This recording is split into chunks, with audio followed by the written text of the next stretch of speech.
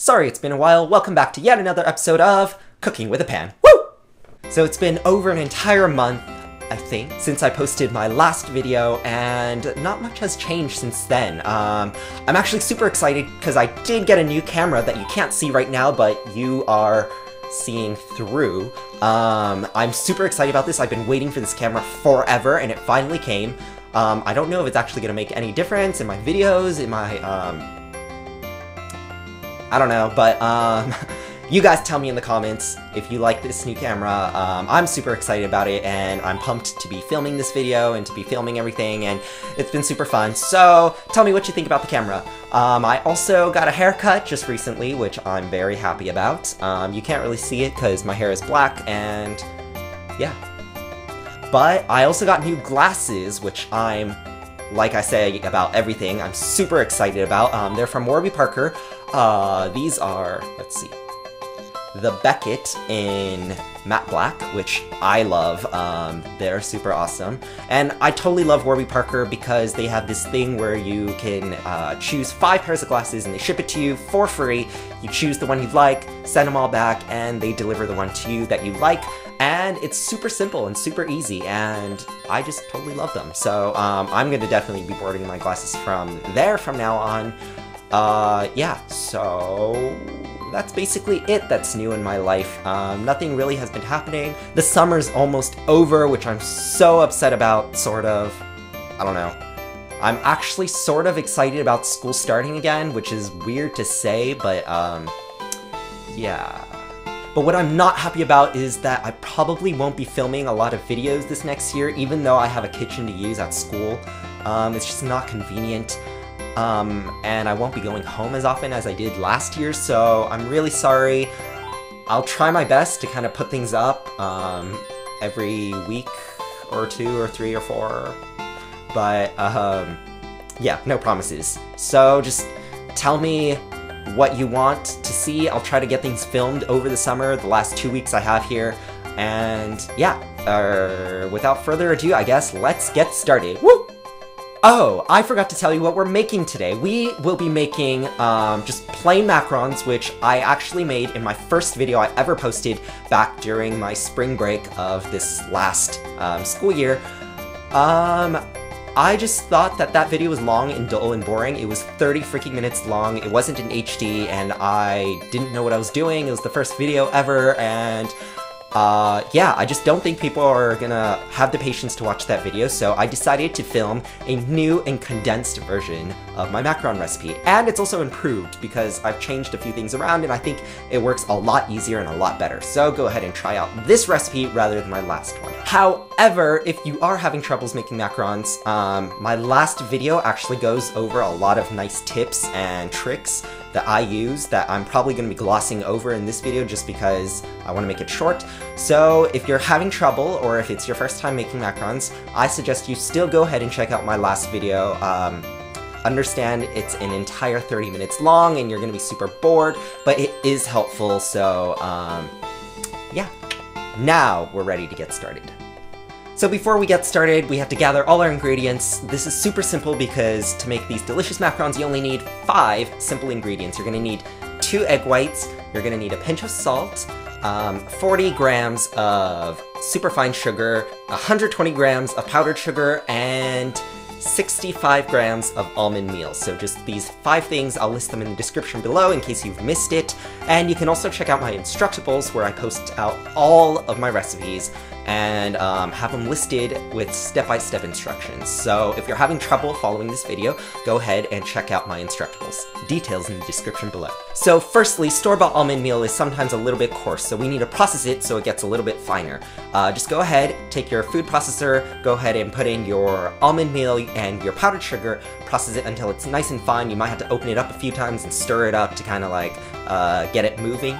And once that is done, go ahead, add in your pinch of salt, and sift it a couple times so that you know that it's nice and powdery. And if you have any big chunks or like pieces, just go ahead and dump that out because we don't need that in our macarons. Once your dry ingredients are done, go ahead and set that aside, and we're gonna now deal with our eggs. So go ahead, separate your egg whites from the yolks, which could be a little bit tricky, so be very careful. If you get any yolk into this, you have to discard the eggs because we cannot have any oil in the whites or else they won't rise properly. Once your whites are separated, go ahead, pour that into a stand mixer fitted with a whisk attachment, pour in your superfine sugar, and by the way, if you don't have superfine sugar, a really easy fix for that is to just take granulated sugar and process it for a few seconds in like a blender or food processor until it gets nice and powdery, and there you have it, superfine. So pour those two things together and mix it on high speed until you get a nice, like, spongy, dry, stiff peak kind of fluff. A lot of recipes will ask you to get it to just nice, wet, stiff peaks. I think it works better if you get it until it's really, really dry, to the point where it almost looks like styrofoam or just like a foam, like, brick. And when you like remove it from the whisk, it kind of bounces around on the bottom of the bowl. That's when you know that it is ready, it's airy enough, and it's time to mix everything together. So just for precaution, instead of just dumping all our dry ingredients into our egg whites, we're actually gonna go ahead and sift that in just to make sure that all the clumps are completely removed, that we're dealing with a nice powdery mixture here. So go ahead and sift all of that dry ingredient into your egg whites and use a silicone spatula and gently fold in your dry ingredients. What I like to do with my folding is to scrape along the edge and then like push it in towards the center. Some people like to do like a cutting thing. I feel like going around works better for me, and it gets all of the mixture in, because sometimes you'll have some like powder stuck to the bottom or whatever, and by doing this you really scrape the sides of the bowl and get everything mixed together. What we're looking for here is for a nice smooth mixture that when you lift it out of the bowl, it ribbons nicely but doesn't completely flow back to the shape of the bowl. You want it to kind of be like a molten, thick, sticky mixture, and you don't want to be too runny, you don't want it to be too stiff. You know it's too stiff if there's lumps in it, so make sure there are no lumps, make sure it's nice and smooth, but you don't want it to be like liquid either. So it's this part takes a bit of practice, a little bit of experience, just watching the video. If you need help, watch my previous, my first video that I made too. That one really shows nicely the consistency we're trying to get to. And if you're completely new to this, I suggest you folding it 30 times, just count out to 30, and see where to go from there. It's probably still going to be too stiff, so you're going to need a few more than 30, but 30 is a good number to start with. Once your mixture is nice and properly mixed, go ahead, scoop that into a piping bag fitted with a big round tip, and pipe out little lumps that are about quarter-sized onto either parchment paper or silicone mats. And you want to make sure you do have one of these two things, because you don't want your macarons to be sticking to your baking sheets. Once they're nice and piped out, go ahead, take your pan and tap it on a counter for 10 to 20 times. And what we're looking for here is for all the big air bubbles to rise to the surface of your macarons and pop, so that we don't get like big, huge air bubbles inside our macarons and they don't explode later.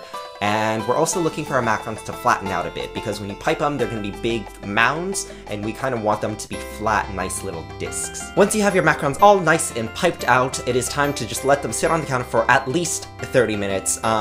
If the weather where you live is very humid, like it is here for some reason, I would recommend letting it sit longer, or putting a fan over your macarons to let them dry faster. You do not want to put them in the oven while they're still wet, because they will crack and explode and everything bad will happen. So you want to make sure they're dry. When you touch the macaron, it should kind of indent inward but should not stick to your finger.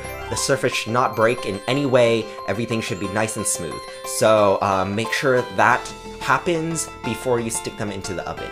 Once your macarons are almost all nice and dried out, go ahead and preheat your oven to anywhere between 300 and 305 degrees Fahrenheit. This is the range I usually use. You might have to experiment with your oven. For me, I find that 303 to 304 works the best for me. Honestly, anywhere around that range should be about the same. and you might have to actually use higher or lower depending on your oven. Just, you really have to experiment with your oven, but I recommend starting within that range. And once your macarons are dry, go ahead and pop them into your oven for 18 to 20 minutes. Check for doneness. Basically, when you pull the macaron off of the pan, it should only stick a tad bit, and once they sit out for a while, they'll continue to cook and they won't stick anymore. So bake them for about 18 minutes, and when they're ready, just pull them out of the oven. For the filling today, we will be making a very simple chocolate ganache. All you need for this recipe is 125 grams of any kind of chocolate chips you like and half a cup of heavy cream. So go ahead and heat your heavy cream until it is just simmering on a pan, and pour that over your chocolate chips and let that sit for a couple of seconds just to let the chocolate melt before you start stirring.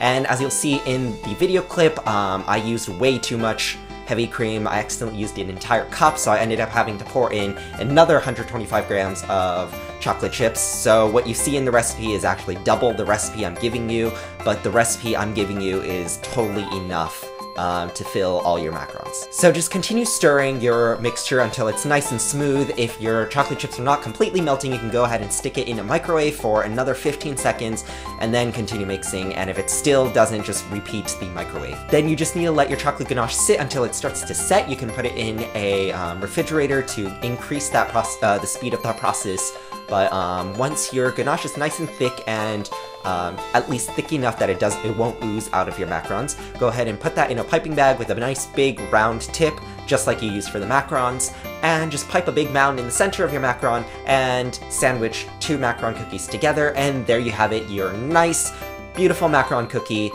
with just the plain shell with a chocolate ganache in the middle. It is so good, it tastes amazing, and once you get the hang of it, it's actually really easy to make. You just, sometimes it takes a lot of practice, it takes a lot of just trying things out, hands-on, figuring out exactly what consistency to get things to, but once you have everything figured out, it's nice and simple. Only 5 ingredients for the shell, and for this filling, just 2 ingredients, so it's so simple.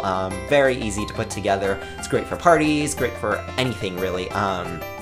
And yeah, so I hope you enjoyed this video. I hope it was helpful. I hope it was a lot easier to watch than my first 30-minute video, because that was just painful to watch. It wasn't in HD. It was long and boring, and I was dull, and I hope I'm not dull now. I don't know, but yeah, I hope this video was helpful. If you liked it, give it a big thumbs up. Subscribe to my channel. Check me out on Facebook, on Instagram. I haven't been using Twitter that much, but follow me anyway. Maybe I'll post something. And Instructables. So go ahead and follow me on all my social media sites. Check me out, like, subscribe, follow, share, whatever.